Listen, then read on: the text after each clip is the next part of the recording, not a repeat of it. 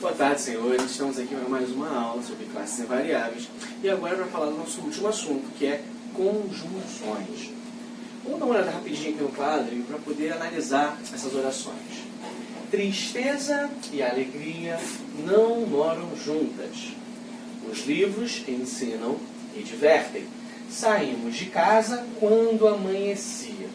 Se nós analisarmos a primeira oração, veremos que a conjunção e liga as palavras tristeza e alegria que não moram juntas. Então, quem não mora junta?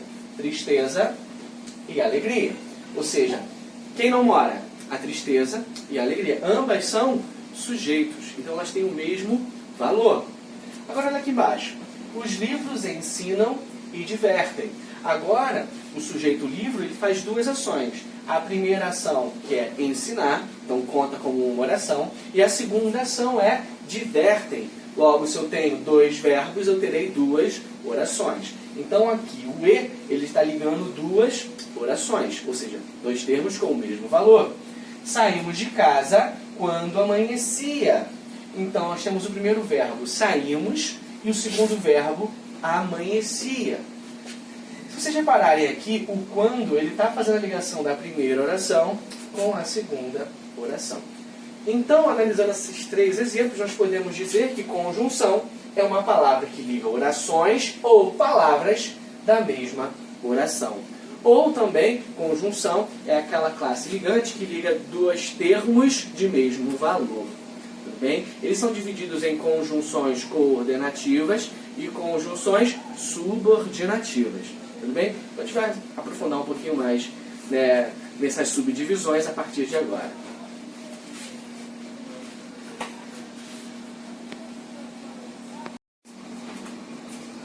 Então, falando agora de conjunções coordenativas, vamos começar pelas aditivas. Conjunções coordenativas aditivas, elas adicionarão uma ideia ou um novo pensamento a uma ação que já foi citada anteriormente. Ou ela vai te dar uma nova perspectiva, uma nova ideia ou uma nova ação que está sendo implementada dentro desse período composto. Tudo bem? Vamos lá. O agricultor colheu o trigo e o vendeu. Então aqui eu adicionei uma nova ação que o agricultor executou com o trigo. Então o agricultor, além de colher, ele também vendeu. As conjunções aditivas são e, nem, mais, também, mais ainda, se não também, bem como e tão pouco. Uma coisa que vale ressaltar é que a conjunção e nem, assim como o ou, são as únicas conjunções que poderão aparecer ligando orações sem a vírgula. Tudo bem? Caso contrário, será impreterível o uso da vírgula, como acontece nas demais conjunções coordenativas, tá bom? Pode ver aqui, ó, no mas e no antes, eu coloquei uma vírgulazinha antes, porque o padrão da coordenação é separar as orações por vírgula, exceto quando essas conjunções forem e, o nem, que é a palavra não, mais o e, nem, e a conjunção alternativa ou. Mas a gente vai aprofundar um pouquinho mais nisso aí. Mas, professor, esse e, ele pode aparecer com vírgula? Sim, existem alguns casos onde o e será anteposto de vírgula. Quando o sujeito for diferente da primeira oração e da segunda oração, e mais alguns dos detalhezinhos que nós vamos aprofundar daqui a pouco, com mais calma, tudo bem? Então, seguindo essa ideia, temos também as adversativas, tá? As adversativas, elas são conjunções que dão uma ideia de contrariedade, de oposição, de contraste, tudo bem? E as suas principais são mas, porém, todavia, contudo, entretanto, senão, ao passo que, antes, com ideia de pelo contrário, no entanto, não obstante. Não obstante está marcado aqui porque ela tem algumas peculiaridades que eu vou falar daqui a pouco, tá bom? Apesar disso, em todo caso. Exemplos. Querem ter dinheiro, vírgula, muito importante, mas não trabalham. Está vendo que esse mais está dando uma ideia de quebra de expectativa? Querem ter dinheiro, ou seja, se você quer ter dinheiro, você tem que correr atrás desse dinheiro. Mas não trabalham. Então, como é que você pode ganhar dinheiro se você não produz nada, se você não trabalha com nada, né? O professor não proíbe, antes estimula as perguntas em aula. Esse antes aqui dá a ideia de pelo contrário. O professor não proíbe, pelo contrário, ele estimula perguntas em sala de aula. Então, aquele antes ali, ele vai dar uma ideia de... Então aqui, só para não perder o fio da meada, só para explicar melhor a questão argumentativa do mas, não se preocupem, tá? Isso não é questão de prova, é só uma curiosidade, tá bom? Olha essa oração que ficou melhor. Ele paga as contas, cuida das crianças, mas não me ama.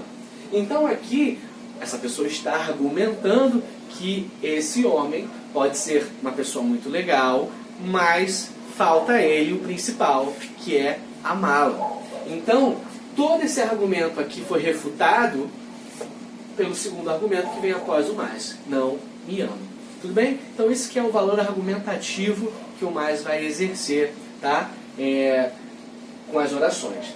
Além disso, vamos ver agora também quando usaremos a vírgula antes do e. Eu dei um glimpsezinho ali no começo, mas agora nós vamos ver as 4 regrinhas principais. Primeira regrinha. A guerra mata os filhos e as mães choram desesperadamente.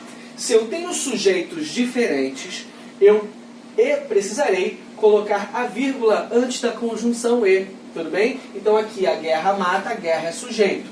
As mães choram, mães agora passa a ser o sujeito. Então eu tenho 2 sujeitos diferentes. Se eu coloco uma conjunção aditiva e, ela precisará estar separada por vírgula por conta dos sujeitos diferentes. Segunda regra. Eles riem e eles cantam e eles dançam. Se eu tenho repetição de conjunção, é uma figura de linguagem que nós chamaremos de polissíndeto. Tudo bem? Então, se eu tenho essa figura, que é uma figura usada para dar ênfase, né, para deixar a estrutura da minha oração de uma forma mais interessante, eu preciso colocar a vírgula separando cada oração, por mais que ela tenha esse e aditivo também, né? E eles riem, e eles cantam, e eles dançam. Então, eu colocaria a vírgula antecedendo essa conjunção aditiva. Então, segundo caso, figura de linguagem polissíndeto. Terceiro caso, o capitão estava ferido e continuou lutando. Percebam que agora, essa oração aqui, ela está passando uma ideia de contraste. O capitão estava ferido. O que se espera de alguém ferido? Que deixe a batalha, né? Que vai descansar, vai se recuperar. Entretanto, contudo, porém, mas, continuou lutando. Então esse e está tendo um valor adversativo, um valor que equivale a um mas, a um porém. Então, nesse caso, esse e aqui, ele tem uma função adversativa. E se eu tenho um e assumindo função adversativa e não aditiva, eu também preciso separá-lo com uma vírgula. Tudo bem? Além disso, a última regrinha é Silvano Valentino, vice-presidente, e Vicenzo Barello fizeram 2 visitas. Se eu tenho uma intercalação, tá? E após a intercalação vem a conjunção aditiva, obviamente, por conta da intercalação, ela será antecedida com um sanduíche, né? Ela vai ficar entre vírgulas. Então, essa vírgula não é necessariamente do e sim da intercalação. Então, por conta dessa intercalação, o e vai ser antecedido por vírgula. Então, nós temos essas 4 possibilidades de uso da vírgula antes do e. E aqui em cima, você é muito importante e sempre será, eu tenho um e aqui após um ponto. Esse e após o ponto, ele serve exclusivamente para dar uma ênfase maior ao que está sendo dito. Você é muito importante e sempre será. Sempre será o quê? Muito importante. Então ele está ressaltando a ideia anterior. E quando eu tenho essa construção, esse e poderá vir após um ponto final, um ponto continuativo. Tudo bem? Obrigado, até daqui a pouco.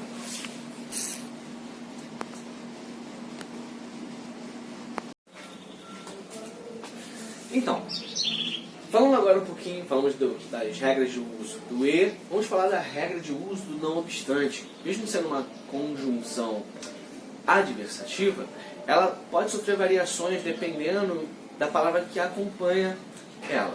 Vamos lá. Primeiro exemplo. Gasta-se muito aqui, não obstante, há compensações. Nesse primeiro caso, o não obstante está sendo seguido de um verbo no indicativo, ok? Se eu tenho verbo no indicativo após a palavra não obstante aqui vai ter um valor de conjunção adversativa. Em contrapartida, se após a locução conjuntiva não obstante houver um verbo no subjuntivo, ela deixará de ter valor adversativo e passará a ter valor concessivo. Não obstante, haja compensações, não vale a pena tanto gasto. Então aqui, dependendo do modo, indicativo ou subjuntivo, mudará também o significado do não obstante. Se eu tenho o verbo no indicativo, valor adversativo. Se eu tenho o verbo no subjuntivo, valor concessivo. E ainda temos um terceiro caso, o qual o não obstante será uma locução prepositiva. E quando eu vou conseguir identificar se ele vai ser locução prepositiva ou locução conjuntiva? Bem, a primeira hipótese seria se após o não obstante houver um verbo no infinitivo. Se eu tenho o verbo no infinitivo após não obstante, ele está funcionando como uma locução prepositiva. Não obstante ter acordado, voltou a dormir. Ou também será uma locução prepositiva caso não haja verbo algum após o não obstante, como é o caso do último exemplo. Não obstante a doença, mantinha-se firme. A doença aqui é um nome, né? Então, substantivo. Então, se eu tenho um nome ou um verbo no infinitivo, não obstante, deixará de ser conjunção e passará a assumir um papel de locução prepositiva.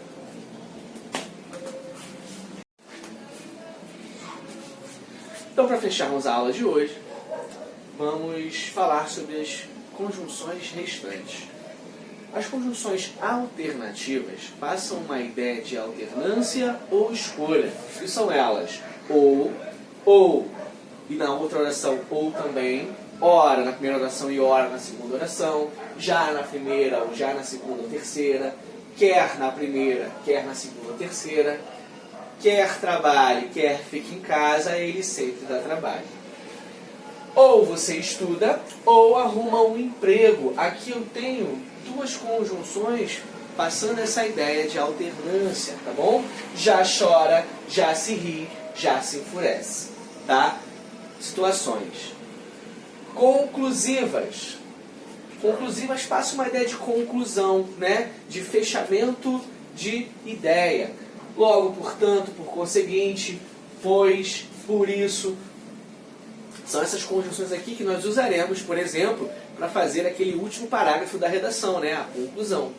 Então, um exemplo, ó. O mal é irremediável. Deves, pois, conformar-te. Qual a conclusão, então? Sabendo que o mal é irremediável, se não tem como curar o mal, temos apenas que nos conformar. Essa é a conclusão lógica que nós chegamos. E aqui eu deixei em especial o pois, porque será conclusivo a palavra pois quando ele vier após o verbo, como foi o caso aqui. Se ele vem antes do verbo, ele deixa de ter valor conclusivo e passa a ter um valor explicativo, que é a última conjunção que nós vamos ver, o último tipo de conjunção aqui. Vamos falar agora da última conjunção coordenativa, que são as conjunções coordenativas explicativas. São elas que, porque, porquanto, pois, anteposto ao verbo, tá?